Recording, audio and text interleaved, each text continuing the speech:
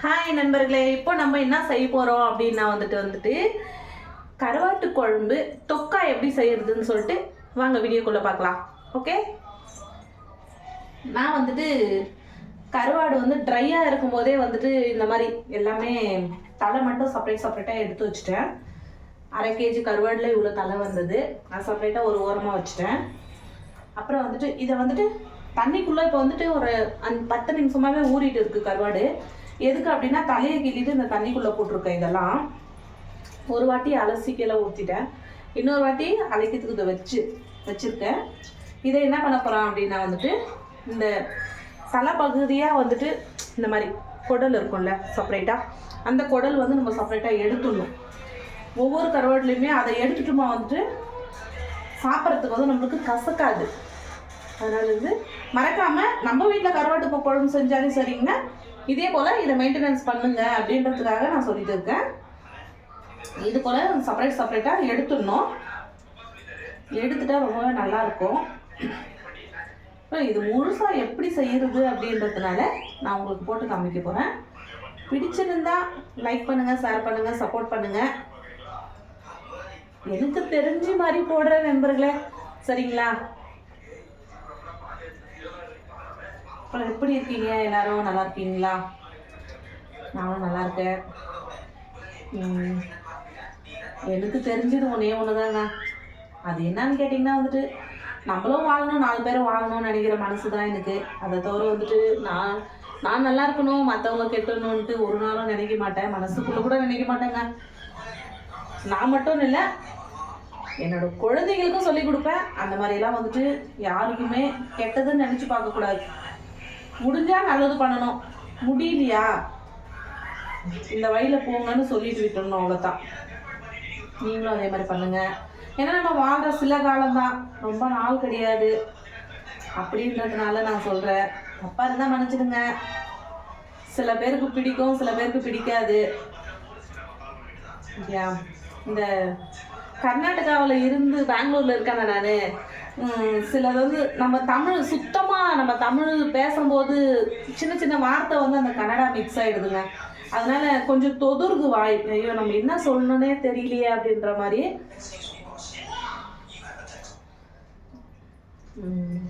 எங்கே இருந்தாலும் என்னங்க, நான் என்னோட மனசுக்கு வந்துட்டு எல்லாரும் நல்லா இருக்கணும்னு தான் நினைக்கிறேன். ஆனால் என்னை சுற்றி இருக்கிறவங்க வந்துட்டு நான் எப்போ கெட்டுடுவேன் அவங்க கண்ணில் பார்க்கணும்னு நினைப்பாங்க.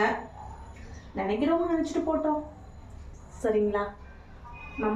நம்ம இருக்கிறத விட்டு மாற்றிக்க கூடாது.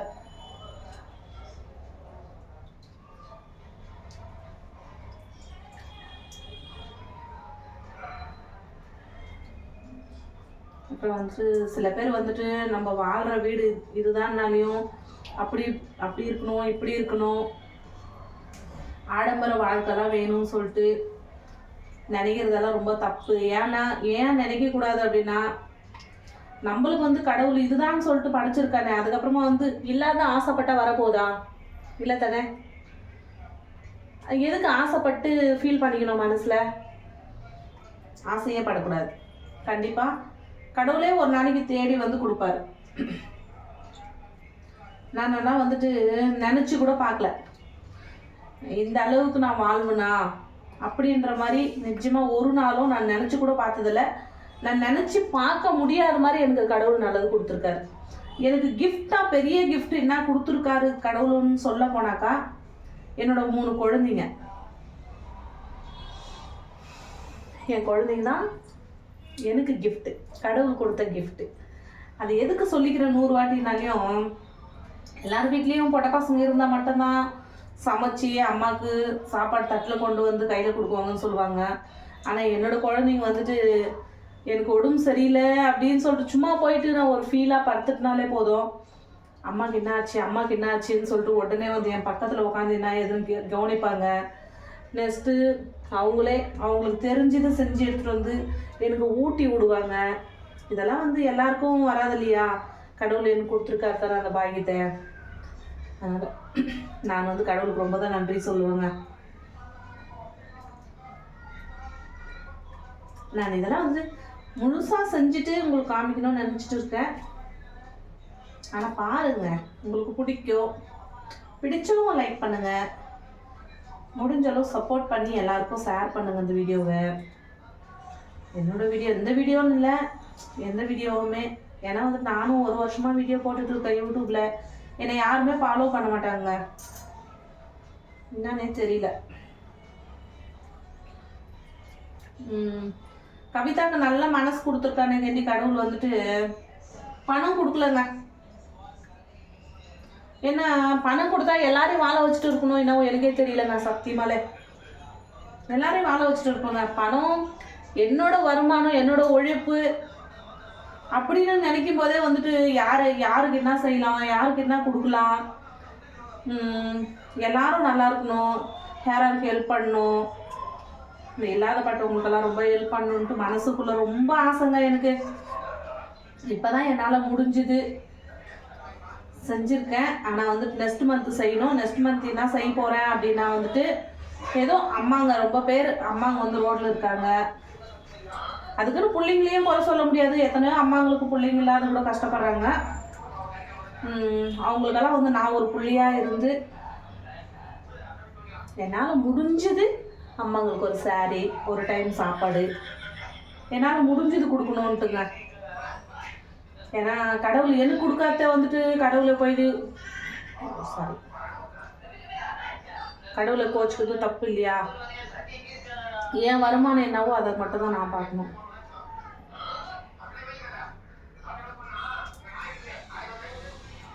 ஆனால் இது ரொம்ப குட்டி குட்டியாக இருக்குங்க, க்ளீனாக பார்த்து எடுக்கணும். இது இருந்தால் வந்து கசக்கும். நம்ம சாப்பிட்ற பொருள் எப்பவுமே க்ளீனாக செஞ்சு சாப்பிடணும்ல.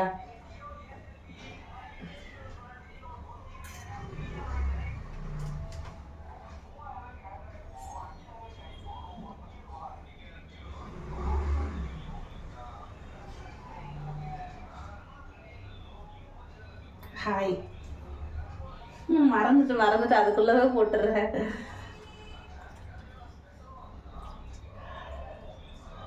எனக்கு கருவாடுனா ரொம்ப பிடிக்குங்க. எனக்கு பிடிச்சதே கருவாடு தான்.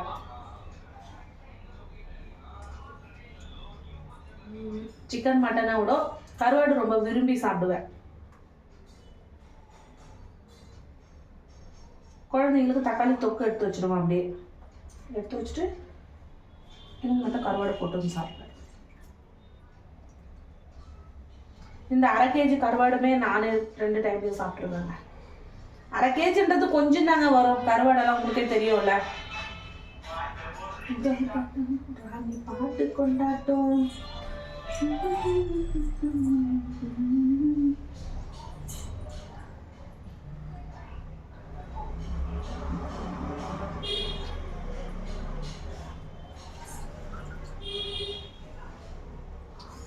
கருவாடு பார்க்கும் போதே நாட்கள் சொன்ன வருது.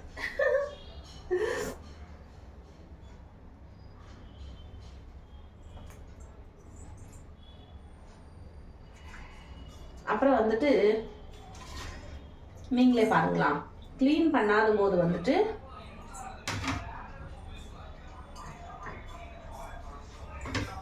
இது வந்து க்ளீன் பண்ணாது தெரியுதுங்களா? கருப்பு கருப்பாக ஃபுல்லாக இதெல்லாம் வந்து அதோட குடல். இந்த குடல் எல்லாம் வந்துட்டு போட்டோம்னா கசக்கும், குழந்தைங்களும் சரியாக சாப்பிட மாட்டாங்க. தெரியுதுங்களா?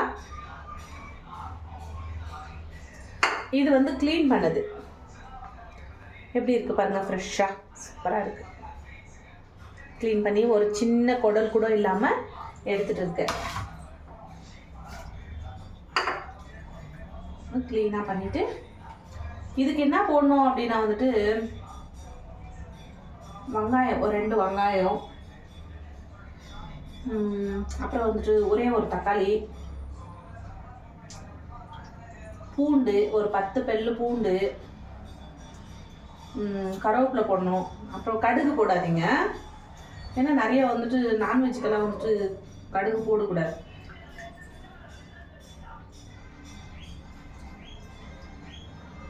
கடுகு வேண்டாம், கருவேப்பிலை சேர்த்துக்குங்க. எண்ணெய் கொஞ்சம் தாராளமாக விட்டுக்குங்க, எண்ணெயிலே வேக போகுது. இது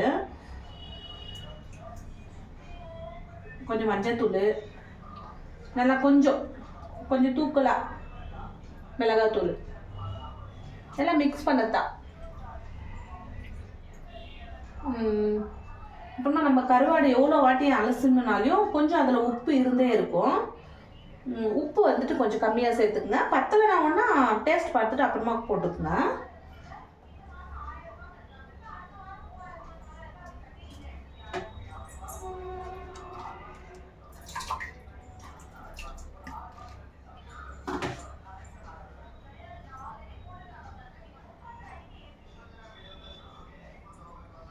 இந்த கருவாடு எவ்வளோ நேரம் வேகணும் அப்படின்னா வந்துட்டு ஒரு 5 நிமிஷம் போதுங்க.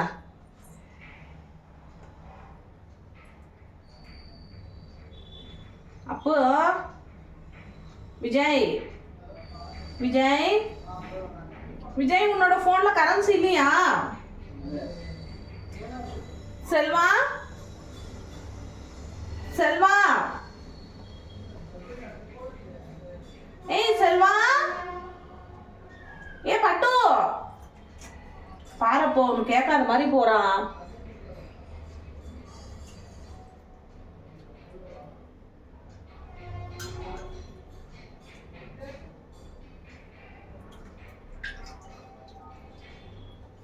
அப்புறம் நண்பர்களே, எனக்கு வந்துட்டு இந்த எடிட்டிங் எல்லாம் பண்ண தெரியல நண்பர்களே. உங்களுக்கு யாருக்காச்சும் தெரிஞ்சா எனக்கு சொல்லுங்க.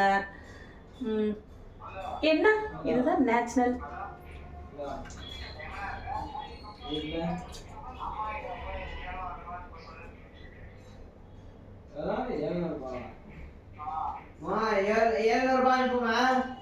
சரிம்மா, இப்பே அனுப்பணுமாம்மா?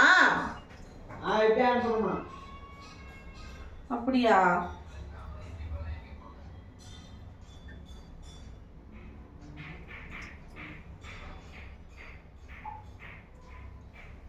கருவாட்டு வேலை ஃபுல்லாக முடிச்சுட்டு அனுப்பலான்னு பார்த்தேன்.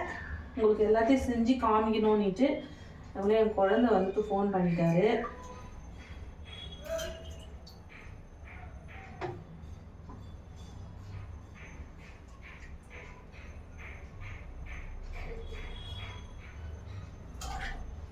ஏன்னா 5 நிமிஷம் மேலே கருவாடு வந்துட்டு ரொம்ப வேகக்கூடாது. ஏன்னா இப்போ நம்ம தண்ணியில் பச்சை தண்ணியில் ஒரு 5 வாட்டி சுடு தண்ணியில் லைட்டாக சூடு பண்ணிவிட்டு ஒரு வாட்டி போதும். ஏன்னா அதுலேயே வந்துட்டு இது ரொம்ப சாஃப்டாக இருக்கும்ல, சீக்கிரமாக வெந்து போயிடும்.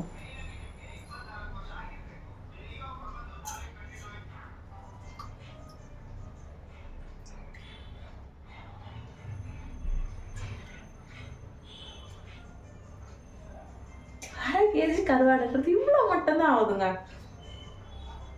ஆனால் செமையான சூப்பர் சமையலுங்க.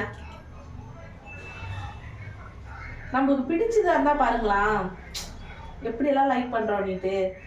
அதே போல தாங்க எல்லாமே பிடிச்சதை மட்டும்தான் லைக் பண்ண முடியும். சாப்பிட்ற விஷயமா இருக்கட்டும், எல்லா விஷயத்திலுமே.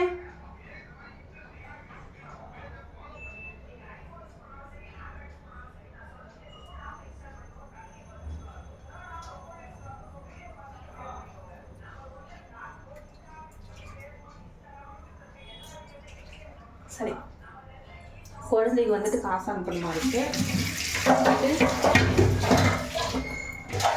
காசு அனுப்பிச்சிட்டு நெக்ஸ்ட்டு நம்ம எப்படி சமைக்க போகிறோன்றதுனால அதை நான் காமிக்கிறேன். என்னோட யூடியூப் சேனல் பார்க்குற என்னோட நண்பர்களுக்கு எல்லாருக்கும் ரொம்ப ரொம்ப நன்றி. எனக்கு சப்போர்ட் பண்ணுங்கள், ஷேர் பண்ணுங்கள், முடிஞ்ச அளவுக்கு சப்போர்ட் பண்ணுங்கள். ஓகே நண்பர்களே, பாய். இந்த வீடியோ இதோட முடிக்கலாம்.